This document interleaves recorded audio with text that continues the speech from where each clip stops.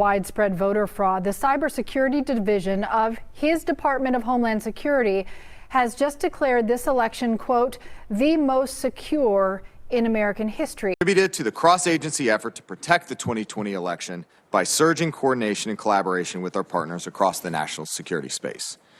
In conclusion, because of these and other efforts, on November 12, 2020, government and industry representatives from the election security community issued a joint statement reflecting a consensus perspective that the 2020 election was the most secure in U.S. history. My name is Ben Hovland. I'm chairman of the U.S. Election Assistance Commission, which is a federal agency dedicated to studying best practices in election administration. As far as everyone who works in this space, everyone who's a committed professional to elections, this was the safest election we've ever had and the most secure election we've ever had. And now you're trying to implement all of these voter disenfranchisement laws, suppression laws all across the country because you want to have integrity in the election. When this was the most secure election in American history. But was it the safest and securest election in American history? There are those out there who would defend that statement until the very day they die. But then there are those of us out there who don't believe a word of that statement. Hello, all you beautiful and amazing people. Thank you for tuning in and welcome to the show. If you're new to the channel, I'm your host, Hyde. This is Hide and Seek Media, where we talk about news, sports, politics, and so much more.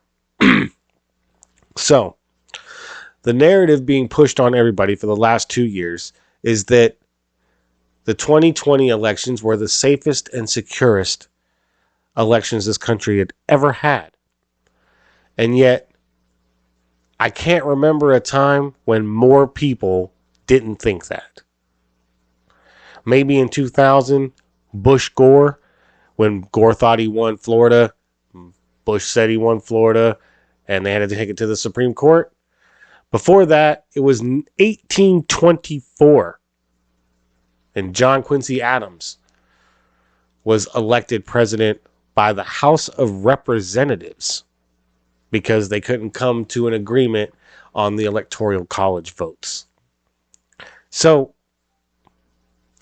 there is precedent for Americans to be weary and skeptical during elections.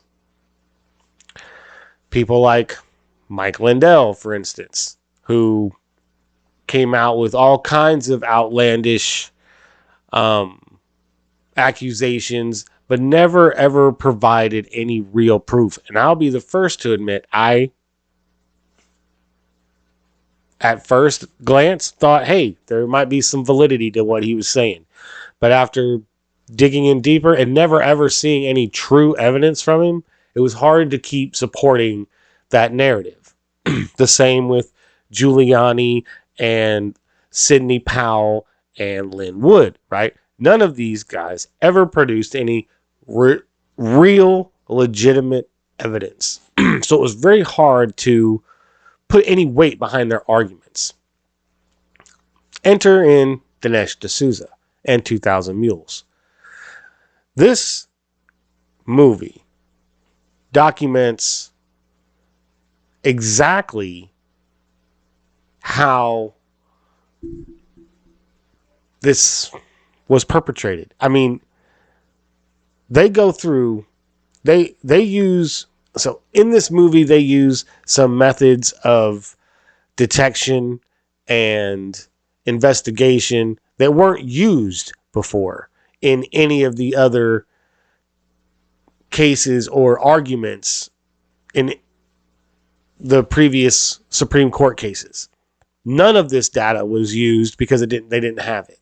So we're going to break down a couple of the stories that try to debunk 2000 Mules.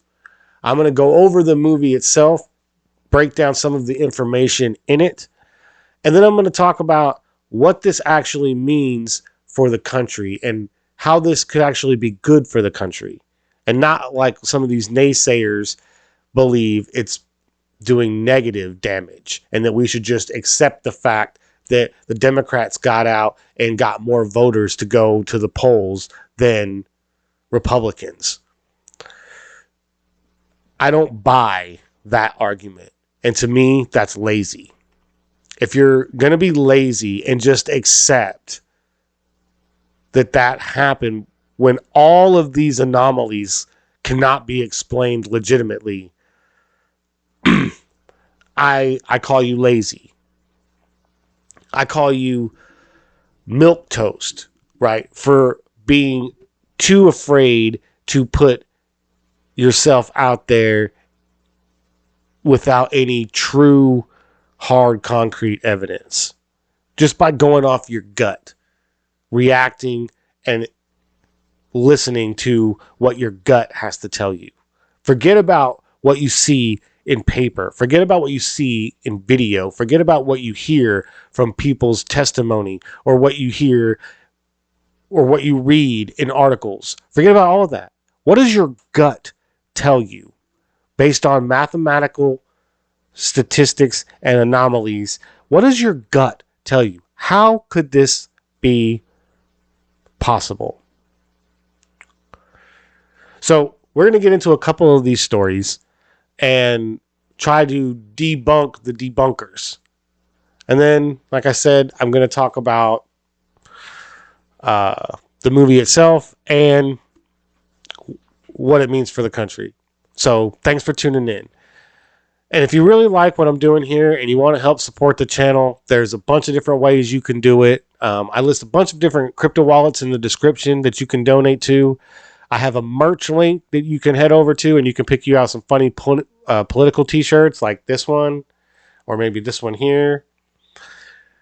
But really, what I really would like is for you guys to head over to my locals community. Now, it's free to join my locals community, and I post every video that I post up here on YouTube and Rumble on my locals channel, in my locals community. So if you want to see my videos, but you don't want to subscribe to my channel here on YouTube or Rumble, head on over to locals and become a free member today. Now, there is a premium membership, and with that premium membership of just $2.99 a month, you'll get access to not only all of the videos that I post, but articles that I write and exclusive content that I make only for locals. So head on over to locals and join the community today. But one of the best ways you can really help my channel and help me is by hitting the share button and sharing this video, getting this video out and bringing more people to this channel. That is really the best way I could ask you guys to help me out if you want to help support. So hit that share button and share this video. But let's get into this first story from the AP and talk about how they're trying to debunk 2000 Mules and the evidence that they present in that movie. So we have this story here from the AP. Fact Focus. Gaping holes in the claim of 2000 ballot mules. A film debuting in over 270 theaters across the United States this week uses a flawed analysis of cell phone location data and ballot drop box surveillance footage to cast doubt on the results of the 2020 presidential election nearly 18 months after it ended. Praised by former President Donald Trump as exposing great election fraud, the movie, called 2000 Mules, paints an ominous picture suggesting Democrat-aligned ballot mules were supposedly paid to illegally collect and drop off ballots in Arizona, Georgia, Michigan, Pennsylvania, and Wisconsin.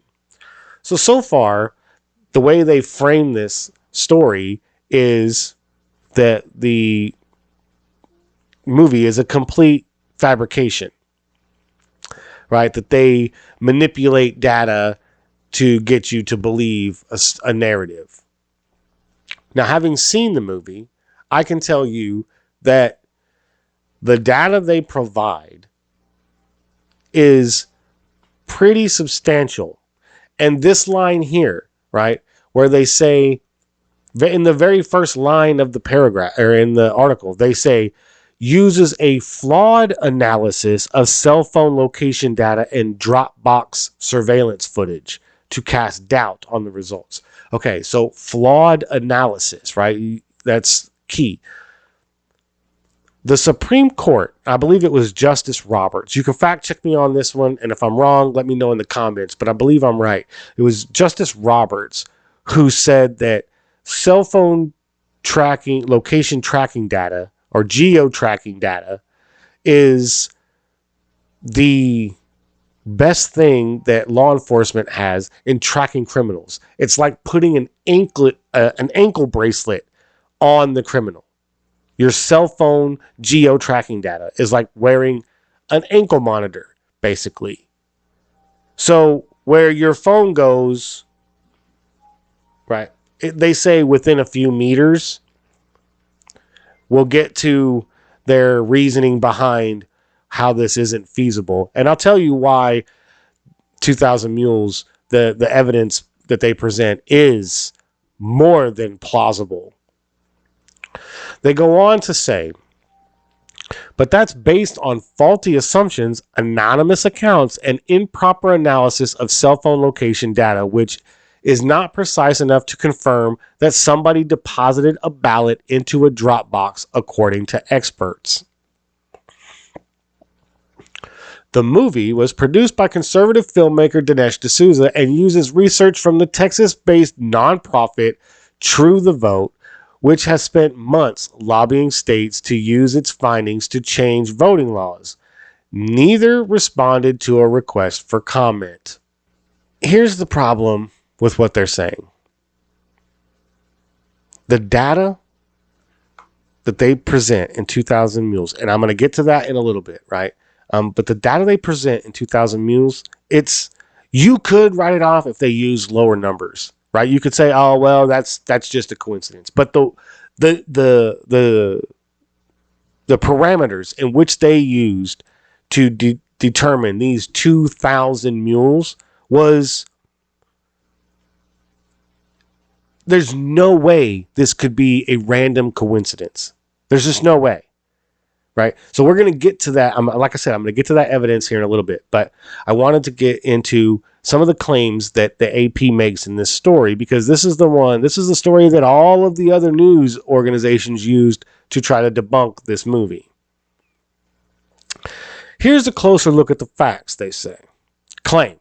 At least 2,000 mules were paid to illegally collect ballots and deliver them to drop boxes in key swing states ahead of the 2020 presidential election. The facts. True the Vote didn't prove this. The finding is based on false assumptions about the precision of cell phone tracking data and the reasons that someone might drop off multiple ballots, according to experts. So here we go. Here's where they're going to start trying to pick this apart, and here's where I'm going to pick them apart one by one. Ballot harvesting is a pejorative term for dropping off completed ballots for people besides yourself. The practice is legal in several states, but largely illegal in the states True the Vote focused on, with some exceptions for family, household members, and people with disabilities.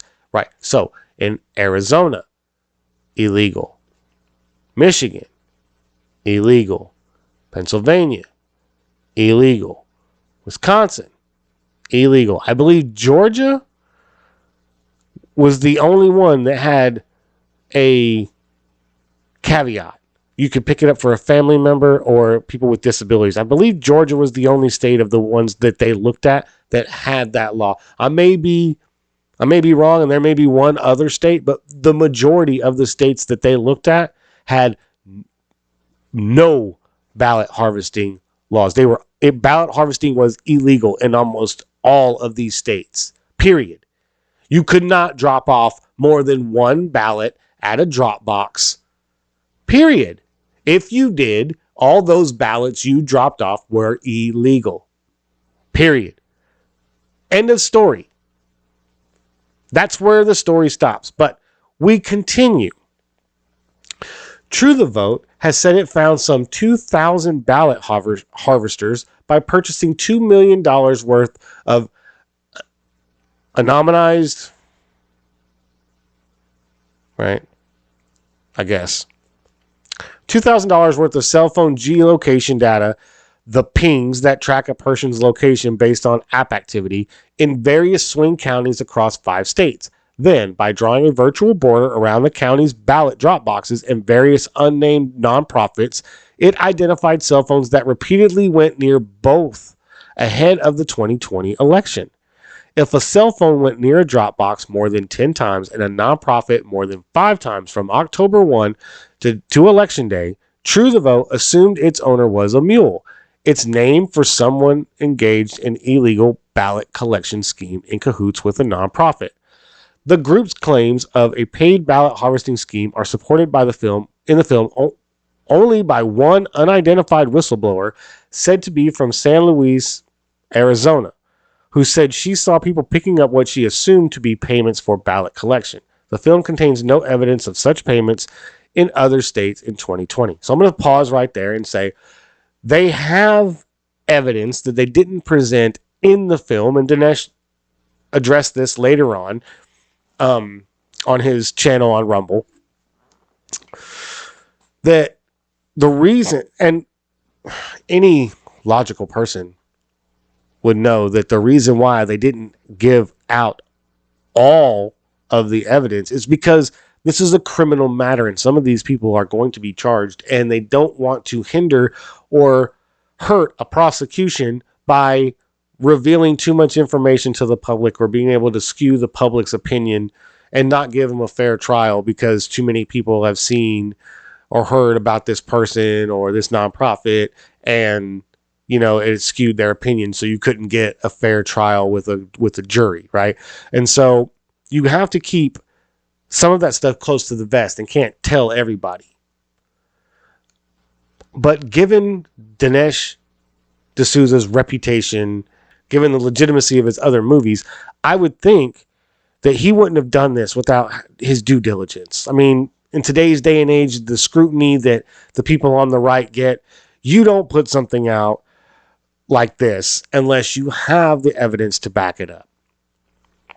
And like I said before, they're trying to negate the geo tracking data, the cell phone location tracking data, by saying it's not very accurate. But the Supreme Court ruled it was accurate enough for law enforcement to use to track criminals. And that it was just like wearing an ankle bracelet. So if that was from the Supreme Court, I don't see how it's not good enough for this, right? If it's good enough for the Supreme Court, it's good enough to say that these people were in that area. And then you take into consideration October 1st to November 4th, right? So you're talking about 35 days. In a span of 35 days, why would somebody go buy 10 drop boxes and 5 nonprofits, 10 different drop boxes and 5 different nonprofits in a 35-day span? I mean, it's possible given they may be an Uber driver or something of that nature, but then you have this person on film at one of the drop boxes putting in multiple ballots. Well, at the very least, we need to talk to that person, right? So, True the Vote turned over all this data, and there, from what I understand, is an investigation going on in Georgia right now, using True the Vote's data that they've collected. So, we'll see what happens in Georgia. Marjorie Taylor Greene, if you ever see this video, you need to stay on top of that. Anyways, let's get back to the AP story and see what else they got to say. Plus, experts say that cell phone location data, even at its most advanced, can only reliably track a smartphone within a few meters, not close enough to know whether someone actually dropped off a ballot or just walked or drove nearby. And that, okay, I will concede that statement is not factually inaccurate. Okay, that's true. You can't actually tell until you have them on video. Once you have them on video, stuffing multiple ballots into a drop box, it tends to reason that they did that at every single drop box they went by. When they lowered the threshold from 10 drop boxes to just 5, and from 5 nonprofits to, I believe, 3, maybe 0.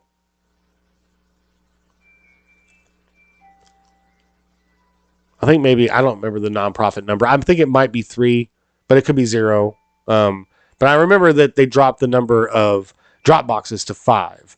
And that number jumped from 2,000 to 54,000. 54,000 people they tracked over 5 different states that had gone by multiple drop boxes in a 30-day span. Now, they never say what time of the day that they went by those drop boxes, but the video they show was a lot of people going to drop boxes in the middle of the night.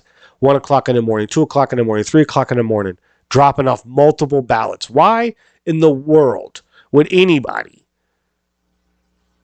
be dropping off ballots, multiple ballots, at 3 o'clock in the morning?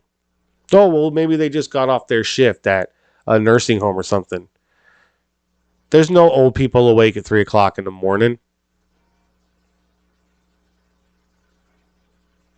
I'm pretty sure there would have been somebody else that could have done that, right? They probably would have designated somebody to go take those down during the day, maybe. So I don't know. I don't have all the answers. What I do know is that there's a lot of things that are very, very suspicious in this movie. And a lot of data that is hard to argue with, even though they try, right? But like I said before, if cell phone tracking data is good enough for the Supreme Court to use it to track criminals, like the FBI did with the January 6th protesters, then, you know, it's fair to say that this geo-tracking data is legitimate as well. And another thing, and I understand why they're trying to debunk it, right? I understand. You got caught with your hand in the cookie jar. You didn't think anyone was going to go through that footage. You didn't think there was going to be any footage because a lot of these places didn't have cameras put up because that was part of the plan, right? Old Zuckerberg comes into all these different states and throws a bunch of millions of dollars around. Hey, here, I'll help. I'll pay for the ballot boxes to be put up. I'll pay for the drop boxes to be put up. I'll pay for whatever you need to get these ballots out because I want to do my part to help secure and fortify the election, right? We all remember this story from Time Magazine, right? The secret history of the shadow campaign that saved the 2020 election. That's Mark Zuckerberg going to Georgia and saying, here's $10 million or however much money he gave them, $15 million, something like that, I think. Here's that. That should pay for all those ballot drop boxes you guys need. Go ahead and put them up. But you know what? Instead of using the rest of that money to put up the cameras, go ahead and put it in your pocket. We just won't tell anybody. And when it comes up, oopsie, we messed up. Just like in Arizona when they did the audit for Maricopa County and they didn't turn over all the equipment, they didn't turn over the servers, they didn't turn over all the election, the ballots and all that because, oh my God, oh no, we lost them. We don't know what happened. Shame on us. Those people should be put in jail. We remember this story, right? I remember this story. Down here, there was a conspiracy unfolding behind the scenes, one that both curtailed the protests and coordinated the resistance from CEOs. Both surprises were the result of an informal alliance between left-wing activists and business titans. The pact was formalized in a terse, little-noticed joint statement of the U.S. Chamber of Commerce and the AFL-CIO, published on Election Day. So, folks, Time magazine told us right after the election. Ha ha ha. We cheated and you can't do anything. Now,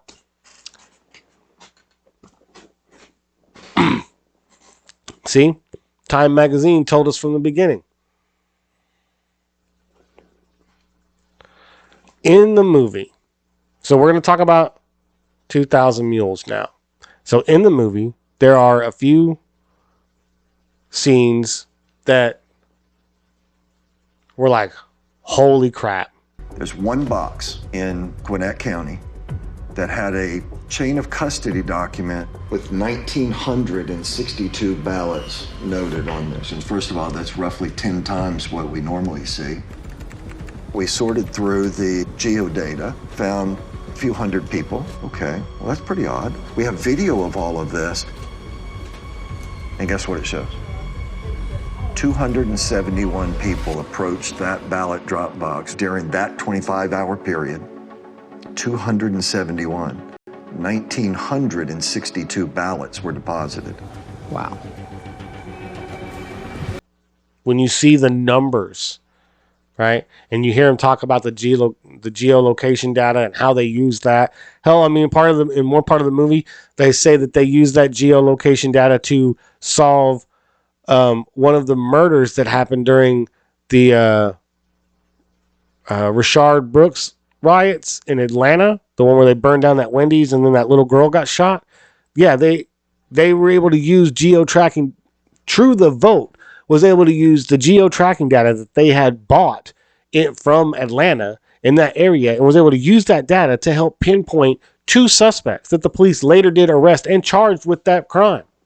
So this is the area, and this is where the Wendy's was. And are you saying that each green dot is the same guy, but moving through time? Each color is one person. The shooting actually occurred right here in this parking lot. Sort of inside of this circle are really the only potentially legitimate shooters. Each of these devices has a unique device ID. And we turned the bulk of this information over to the Federal Bureau of Investigation. Now, I read, they've arrested 2 suspects. They have. 2 suspected gang members will appear in court this morning on charges that include the shooting death of 8-year-old Sequoia Turner. And isn't it true that this tracking, these movements, this parallels exactly the work you're doing with the Mules? Exactly. So to say that geolocation data isn't accurate enough to say whether somebody put a ballot into a drop box, it's accurate enough to say somebody was in the vicinity to shoot a gun. Police then took that, got a warrant, unmasked they said, okay, look, these 3 cell phones were in that area and this is where the bullet came from. Judge, we need to unmask these cell phone numbers so we can talk to these people and find out what they know about this murder. Boom. Judge grants a warrant. They unmask them, find out their names, go ask them some questions. Bada bing, bada boom. Some arrests are made. Justice, right? So why aren't we doing that with this? There's plenty of footage that they show people at ballot boxes just dropping ballot after ballot after ballot. I mean, look at this. It's insane. He gets out, approaches the box. When people walk up with intention to cheat, they look around, they basically walk fairly quickly, they try to stuff them in, they try to get out of there. In this case, he drops a few on the ground, pick them up, stuff them into the box. And then he hustles back and hustles out of there.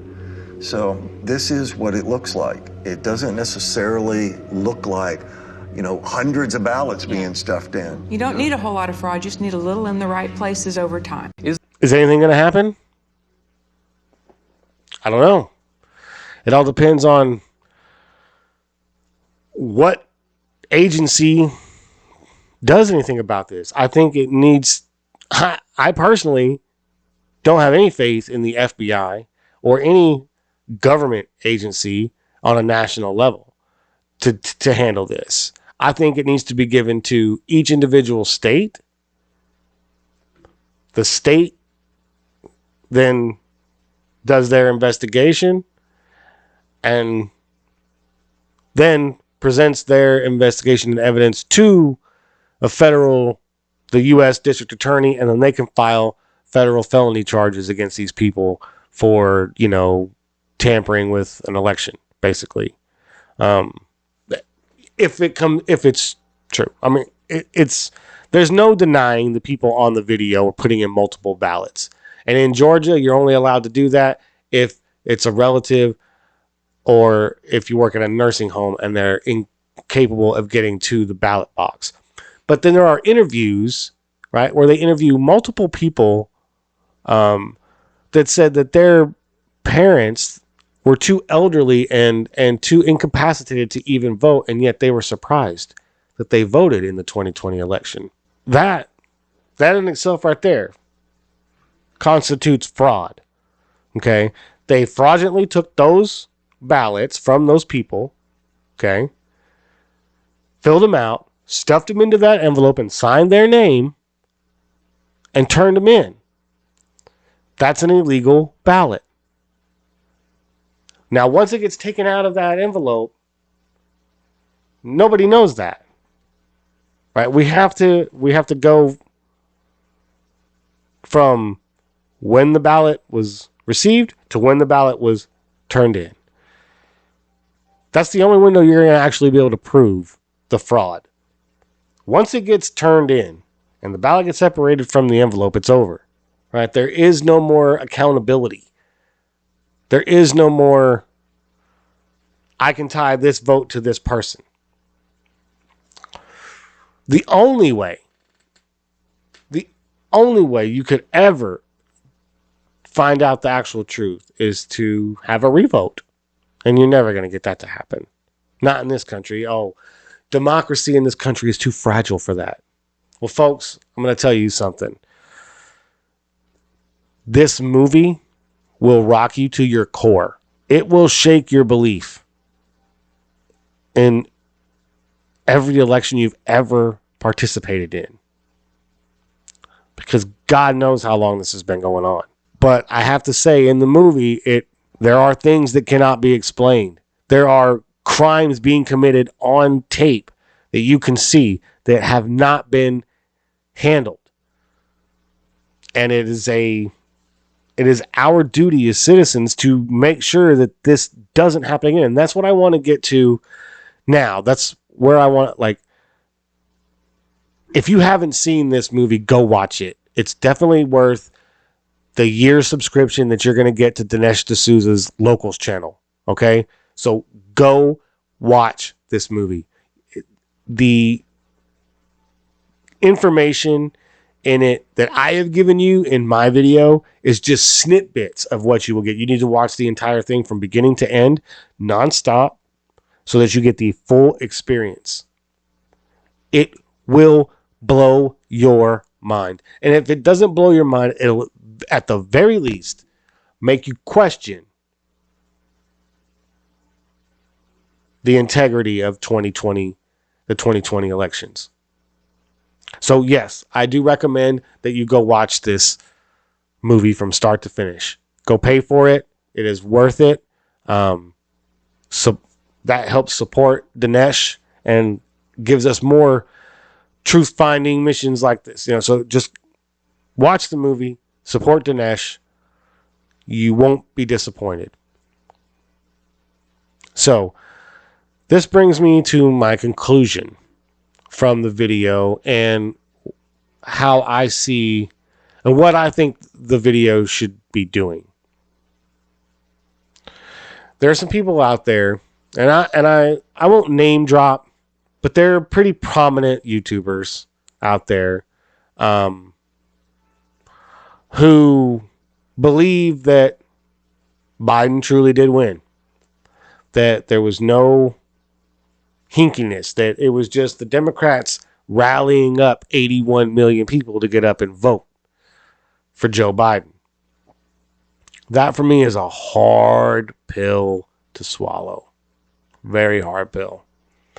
Given what I've seen from Joe Biden over his career, given what I've seen from him over the last year that he has been in office, given the astronomical amount of anomalies that happened in the 2020 election. It's a very, very hard pill to swallow. And I don't believe any pill that's that hard to swallow can't be true. It just can't be. Especially when you have evidence like you see in this movie. So for all those out there who say, oh, there was no fraud, there was no fraud big enough to change an election, like Bill Barr said,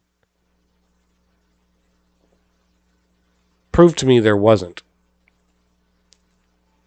Because this to me proves that there was. Or at least that it was possible. You're telling me that there wasn't. How do you know that? It's possible, and this movie proves it. It proves it was possible.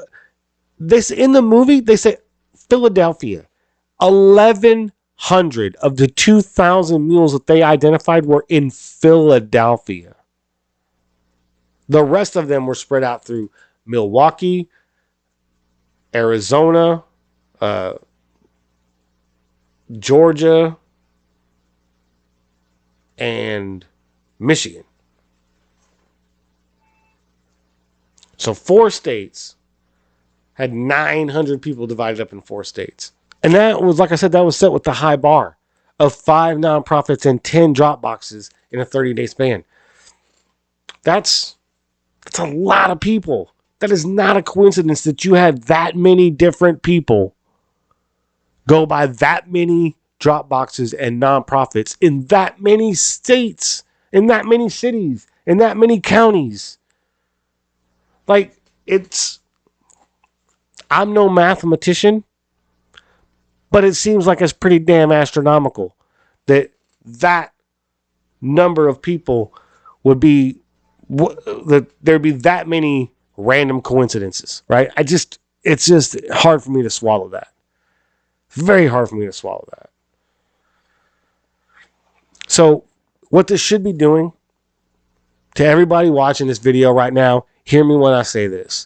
This should be riling you up, not disenfranchising you like all these other freaking people are saying. And you know why they're saying that? Because they want you disenfranchised. They want you to not go and vote. So it makes it easier for them to steal it. What I'm telling you is it should be doing the opposite. It should be lighting a fire under you so hot the pits of Hades couldn't stand the heat. This should be pissing every American off. Whether you voted for Donald Trump or not, this should be pissing you off. Because, hey, I'm going to tell you this right now. I don't know that those votes they were stuffing in those boxes weren't votes for Trump. I don't know that. It can't be proven. It can't be proven whether it was Biden votes or Trump votes. We can do some logical, reasonable deduction and figure out that it was probably Democrat-leaning votes, but there's no proof of who those votes were for. So we should be investigating, period. Whether you're on the right, the left, the middle, it doesn't matter. We should be investigating this because it is fraud. It is illegal. It is a crime, and it shouldn't have happened, and it did happen, and we need to find out why, and we need to find out from who. We need to find out who organized it. We need to find out who paid for it. We need to find out all of this information, and we need to make sure it doesn't happen again. And come election time, every one of you who goes out and votes, pay attention. You see somebody doing something that you don't think is right, say something. Call an election official over there and make sure it's right. Make sure. Point it out. Put it on film. Put it on the internet. Make sure these people can't hide. Make sure they don't get away with this kind of theft again. That's how we make America great again. Thank you for watching this video. I appreciate you guys making it all the way to the end. It does really mean a lot to me that you watch the entire video. If you haven't already, hit that subscribe button and the notification bell so at least you get notified when I drop these videos here on YouTube. Make sure to smash that like button. Leave a comment down below. Let me know what you think about this video and the topic. I love to engage with my viewers, so feel free to fire away. Thanks again for watching, and I'll catch y'all later. Peace.